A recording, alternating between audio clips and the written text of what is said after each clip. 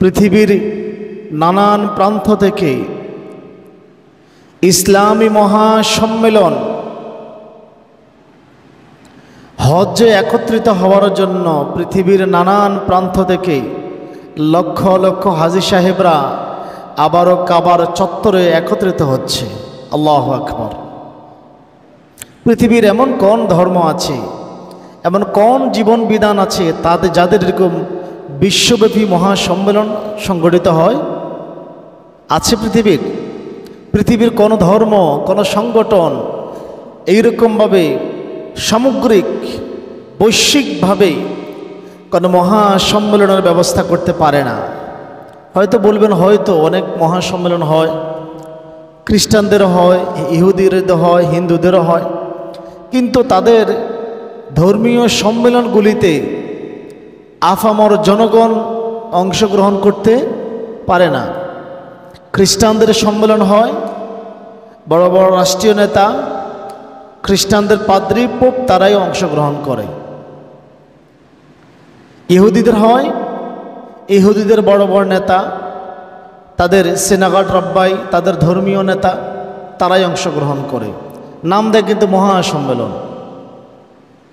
হিন্দুদের হয়, যেখানে ব্রাহ্মণরা, হিন্দুদের রাজপুত শ্রেণী এবং নেতৃস্থানীয় লোক যারা তারাই অংশগ্রহণ করে, বাকি আসলে আর কেউ অংশগ্রহণ করতে পারে না।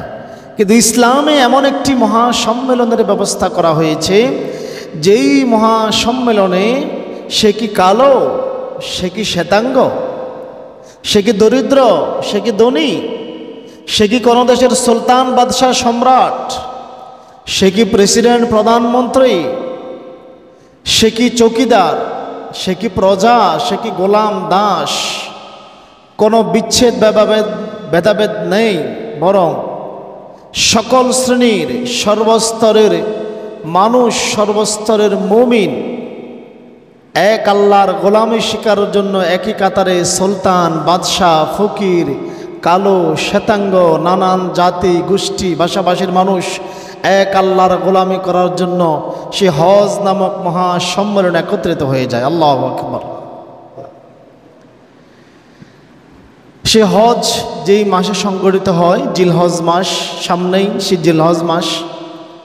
আমরা জিলহজ মাসের ফজিলত এবং গুরুত্ব নিয়ে কিছু আলোচনা করব ইনশাল্লাহ। তারপর আমরা হজ সম্পর্কে কিছু আলোচনা করার যদি সময় পাই করব, না হয়তো আগামী জুমা ইনশাল্লাহ হজ সম্পর্কে আমরা কিছু আলোচনা করব। বছরের শ্রেষ্ঠ এবং সম্মানিত এবং হারাম চারটি মাসের মধ্যে অন্যতম মাস হলো জিলহজ মাস। কোন মাস? জিলহজ মাস। জিলহজ মাসের আমল আল্লাহর নিকট অতি পবিত্র, অনেক পবিত্র, এবং শুধু পবিত্র নয়, আল্লাহর নিকট অনেক প্রিয় বটে। কেননা জিলহজ মাস কেন আল্লাহর নিকট এত প্রিয়, কেন জিলহজ মাসের আমল আল্লাহর কাছে এত পবিত্র প্রিয়? এর প্রথমত কারণ হচ্ছে এই মাসে রয়েছে মুসলমানদের মহাসম্মেলন হজ, এই মাসে রয়েছে উমরা, এই মাসে রয়েছে আরাফা, এই মাসে রয়েছে আল্লাহর নৈকট্য লাভের কোরবানি, এই মাসে রয়েছে মুসলমানদের আনন্দের পবিত্র 5টি দিন। আল্লাহু আকবার। এই জন্য আল্লাহর নিকট এত প্রিয় এবং পবিত্র। রাসূলুল্লাহর হাদিস দেখেন, হযরতে আব্দুল্লাহ ইবনে আব্বাস রাদিয়াল্লাহু তাআলা আনহু বলেন, আনিন নবী সাল্লাল্লাহু আলাইহি ওয়াসাল্লাম ক্বালা, আল্লাহর নবী সাল্লাল্লাহু আলাইহি ওয়াসাল্লাম ইরশাদ করেছেন, মা মিন আমালিন আযকা ইনদাল্লাহি আযজা ওয়া জাল্লা ওয়ালা আযমা আজরাম মিন খায়রি ইয়ামালুহু। আল্লাহর নিকট সবচাইতে পবিত্র এবং সবচাইতে বেশি সওয়াব এবং উত্তম আমল হচ্ছে আশরিল আযহা, জিলহজ মাসের 10 দিনের আমল। আল্লাহু আকবার। জিলহজ মাসের 10 দিনের আমল। আমরা তো রমজানের 10 দিনের কথা শুনেছি, জিলহজ মাসের 10 দিনের কথা কি আমরা শুনেছি? আজকে জেনে নেন, রমজানের শেষ দশকের কথা শুনেছি আমরা, কিন্তু জিলহজ মাসেরও 10টি দিন রয়েছে। রমজানের শেষ দশকের শেষ 10টি রাত, শেষ 10 রাত, কিন্তু জিলহজের প্রথম 10 দিন। আল্লাহু আকবার। রমজানের রাত, জিলহজ মাসের দিন। আল্লাহ নবী সাল্লাল্লাহু আলাইহি ওয়াসাল্লাম বলেন, জিলহজ মাসের প্রথম 10 দিনের আমল আল্লাহর নিকট অতীব পবিত্র এবং সবচাইতে সওয়াবপূর্ণ মর্যাদাবান। এই 10 দিন হচ্ছে প্রথম 10 দিন। কোন 10 দিন? প্রথম 10 দিন। এই 10 দিনে রয়েছে 10টি রোজা। কি আছে? 10টি রোজা, হজ, উমরা, আরাফা, কোরবানি। এই কারণেই এই 10টি দিনের আমল আল্লাহর নিকট অতীব পবিত্র এবং প্রিয়। আব্দুল্লাহ ইবনে আব্বাস এবং আব্দুল্লাহ ইবনে ওমর রাদিয়াল্লাহু তাআলা আনহু থেকে অপর এক হাদিসে বর্ণিত রয়েছে, আল্লাহর নবী সাল্লাল্লাহু আলাইহি ওয়াসাল্লাম বলেন, মা মিন আইয়ামিন আ'যামু ইনদাল্লাহি ওয়ালা আহাব্বাল্লাহি মিন আমালা ফীহিন্না মিন হাযিহিল আইয়ামুল 10। আল্লাহর নিকট জিলহজ মাসের প্রথম 10 দিন সবচাইতে মর্যাদাপূর্ণ 10 দিন। সবচাইতে 10 রাত, কিন্তু কোন রাত? রমজানের 10 রাত। কথা কি মনে আছে আপনাদের? ভুলে যাবেন না কিন্তু। 10 রাত হচ্ছে কোন রাত? রমজানের শেষ 10 রাত। কিন্তু এখানে বলছে দিনের কথা।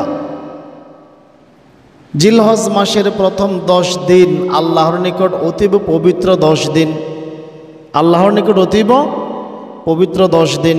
এরপর আল্লাহ নবী সাল্লাল্লাহু আলাইহি ওয়াসাল্লাম বলেন, আর এই 10 দিনের আমল আল্লাহর নিকট অধিক প্রিয় আমল। সুবহানাল্লাহ বলবেন না?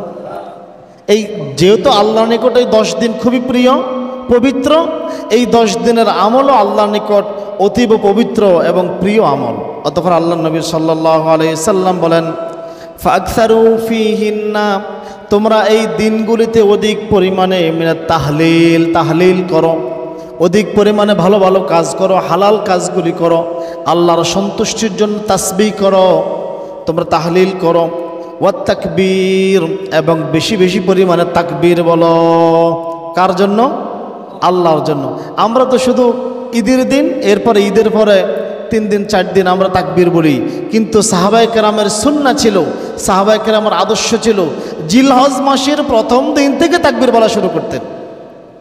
সাহাবায়ে কেরাম বাজারে যেতেন, সেখানে তাকবীর বলতেন, আল্লাহর মহত্ব ঘোষণা করতেন। আরে আল্লাহর জমিনে, আল্লাহর খেয়ে, আল্লাহর আলোতে, আল্লাহর বাতাসে, আল্লাহর জীবনটা নিয়ে যদি আল্লাহর নাম যদি উচ্চস্বরে ঘোষণা করতে না পারি, আল্লাহু আকবার, আল্লাহু আকবার, লা ইলাহা ইল্লাল্লাহু, আল্লাহু আকবার ওয়ালিল্লাহিল হামদ, তাহলে আমি কেমন মুমিন?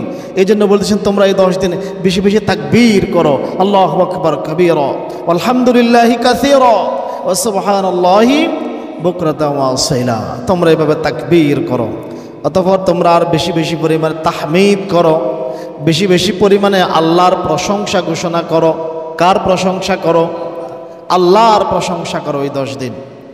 অতএব জিলহজ মাসের 10 দিনের শিক্ষা হলো সর্বদা দিনে এবং রাতে আল্লাহর নৈকট্য এবং সন্তুষ্টি লাভের জন্য কিছু কিছু আমল সবসময় করা এবং